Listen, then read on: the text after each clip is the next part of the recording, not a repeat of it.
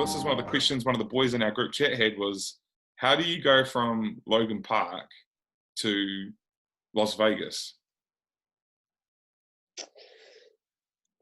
Well, I guess the easiest way to answer it is that I never really thought about it. You know, I just tried to take it one day at a time. I know that sounds like a cliche, but it's, you know, it's just the truth. You know, like when I was coming through, no one had even been to college yet. Like Stan Hill had been in the 70s, early 80s.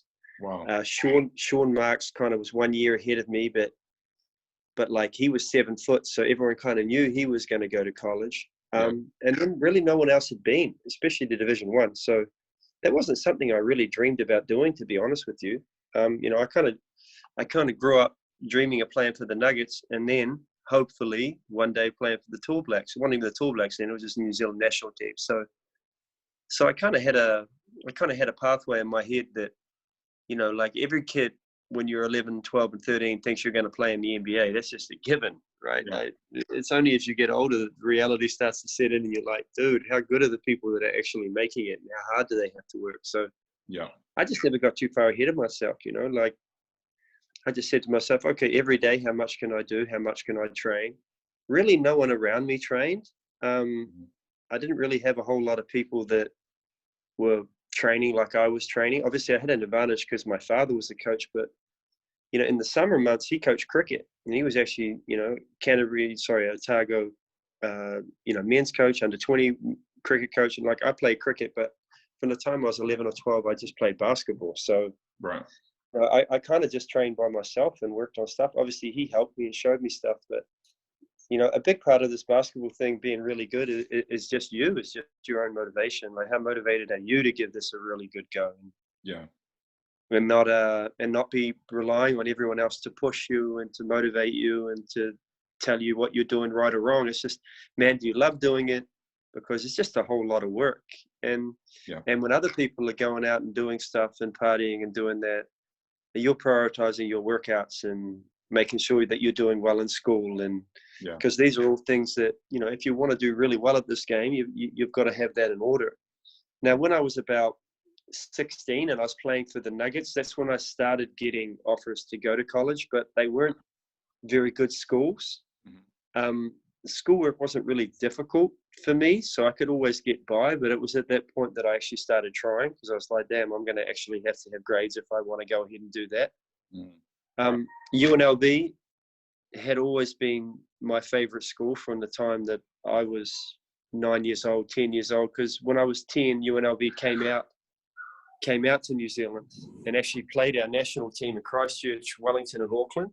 Oh, wow. And I saw those 2 of those games. My dad took me to the game in Christchurch and the game in Wellington. So I kind of saw that team. And they were the first college team I saw up close. So, you know, from that point on, I always followed UNLV. I was always aware of what's going on. There's no internet back then. So you kind of saw whoever was playing in the NCAA tournament. And back in that era, when I was growing up, UNLV were always in the NCAA tournament and doing well. So my dad got all those games from coaches in the States. So I just kept trying to follow that, you know. And then fast forward to my first year out of school, I'm playing on the national team now, and we went on these tours. We would play like 19 games in 23 days in America, and we'd play all the Division I universities on the West Coast. So we actually played UNLV, and it was after one of those games that they said, look, we'd love for you to come. Wow. Right. So I didn't really say anything then. I came back to New Zealand, and it was, I want to say it was November. And then I stayed there for 2 months back home in Dunedin. And then I actually moved to Australia and played second division over there for 6 months before I was to make a decision to go to college. And it was when I was in Australia that the UNLV coach came out 2 or 3 times and officially started recruiting me. And then I said I'd go to UNLV, and then I went over there. I think it was in July before we started in September. So look, it just falls into place. If you've done the work and you're playing well enough, then you get the exposure that you create for yourself. No one else creates that for you. You know, you can get to wherever you want to get to. Now, if I'd wanted to go to another school, I'm sure that would have happened. It's just whatever your focus is and whatever you want to make happen in your life, you can do it. It's just, man, it's day to day, and it's not taking days off.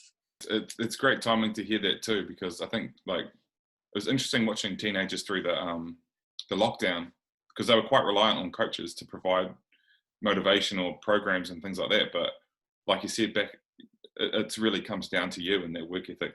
That's man, that's interesting to hear that, man. Like, yeah, I was so because the fact that I kept on throwing at people when you first came to Canterbury and people would talk about you and they'd mention, you know, one of your career highlights or like what they'd heard about you. I just my stat that I constantly pulled out was, you know, that he led the NCAA in assists one year.